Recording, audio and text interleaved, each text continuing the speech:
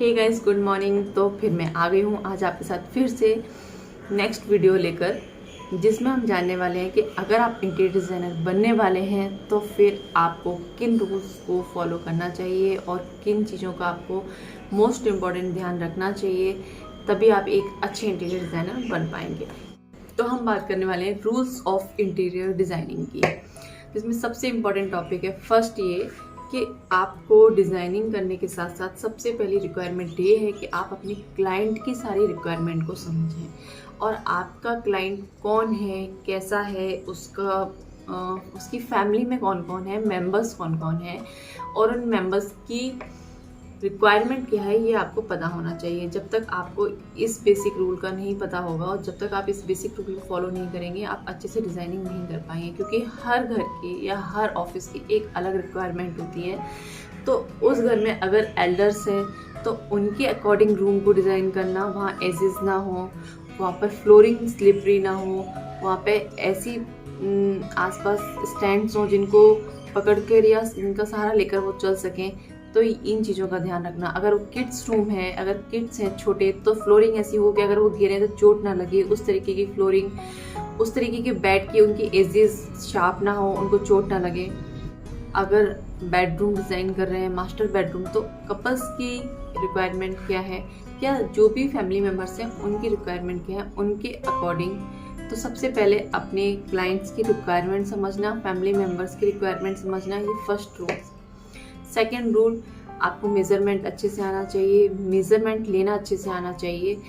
आपके पास most of time measurement tools होने चाहिए, क्योंकि आपको कब किस जगह इसकी ज़रूरत पड़ जाए आपको नहीं पता। थर्ड पॉइंट, आपको बजट प्लानिंग करना अच्छे से आना चाहिए। अगर आप जब भी कोई चीज़ प्लान करने जा रहे हैं, आप अपने घर के लिए ही करने जा रहे हैं, अगर इंटीरियर डिज़ाइनिंग नहीं भी कर रहे हैं, तो आपको पता होना चाहिए कि बजट प्लानिंग कैसे की जाती है। क्योंकि अगर आपके क्लाइंट ने जो बजट बताया और अगर आपने उसके अकॉर्डिंग आपने उसको ध्यान नहीं रखा और उससे ज़्यादा आपने इन्वेस्ट कर दिया या खर्च कर दिया, तो इसमें आपके लिए बहुत बड़ी प्रॉब्लम होने वाली है।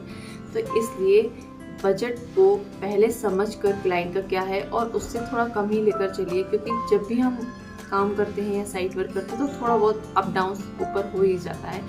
तो बजट को अच्छे से प्लान करके चलना, बजट प्लानिंग करने आना। फोर्थ, तो हम बात करेंगे मटेरियल नॉलेज, जो कि मस्ट है। अगर आपको मटेरियल नॉलेज नहीं है तो फिर इंटीरियर डिज़ाइनिंग बहुत ही डिफ़िकल्ट है, क्योंकि अगर आपको मटेरियल की नॉलेज नहीं है तो आप बहुत उसके लिए प्रॉब्लम में फंस सकते हैं। आपको पता होना चाहिए कौन सा मटेरियल किस कॉस्ट में आता है और कहाँ कहाँ यूज हो सकता है, कैसे यूज हो सकता है, इसका आपको अच्छे से मालूम होना ज़रूरी है।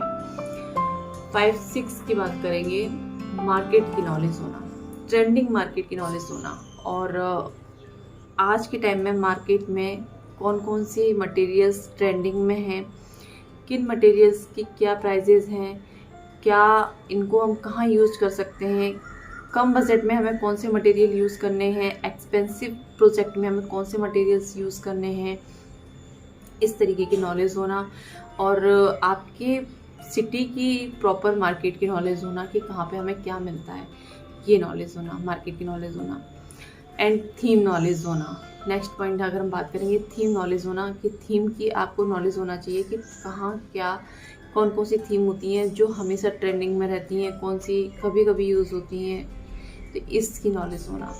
और सबसे इम्पॉर्टेंट है टाइम मैनेजमेंट। अगर आपको टाइम मैनेजमेंट नहीं करना आता तो बहुत डिफ़िकल्ट हो जाएगा साइट पे वर्क करना, या आपको टाइम मैनेजमेंट नहीं करना आता तो ये बहुत डिफ़िकल्ट हो जाता है, क्योंकि उसमें आपका लेबर का भी चार्ज होता है, उसमें आपका भी टाइम जाता है। अगर मैं इस प्रोजेक्ट को करने जा रहा हूँ या जा रही हूँ, या फिर इस ऑर्गेनाइजेशन को करवाने या इस डिज़ाइनिंग को करवाने जा रहे हैं, तो ये अगर मैं इस डिज़ाइनिंग को करवाने जा रहा हूँ तो इसमें कितना टाइम जाएगा। जैसे कि अगर हम वुडन का काम करवाने जा रहे हैं तो इसमें कितना टाइम लगने वाला है, उससे थोड़ा सा टाइम बताकर या थोड़ा सा टाइम लेकर ही चलें। क्योंकि कई बार ऐसा होता है कि जब हम उस टाइम को डिसाइड करते हैं, बट साइट पर या वहाँ काम होते होते कुछ प्रॉब्लम्स या कुछ कॉम्प्लिकेशंस आते ही हैं, उसकी वजह से टाइम ओवर चला जाता है। तो हमेशा थोड़ा सा टाइम ज़्यादा लेकर चलना और सही टाइम मैनेजमेंट बनाकर चलना। टीम कोऑर्डिनेट करना आना, कि आपको अपनी टीम से कैसे काम करवाना है, या खुद ही प्लान कर रहे हैं तो आप अपने वर्कर्स से कैसे काम करवाते हैं, ये आपको आना या पता होना बहुत ज़रूरी है। तो ये सारे रूल्स और ये सारी चीज़ें एक इंटीरियर डिज़ाइनर को पता होना चाहिए, अच्छे से आना चाहिए, तभी वो अपने प्रोजेक्ट को, अपने वर्क को अच्छे से हैंडल कर सकता है। तो ये थे rules of interior designing. I hope आपको समझ में आया होगा। ये सिर्फ और सिर्फ एक डिज़ाइनर के ऊपर नहीं फॉलो करते हैं। अगर आप कोई भी काम करते हैं, कोई भी काम, तो इनमें से कुछ चीज़ें आपको हमेशा ही पता होना चाहिए।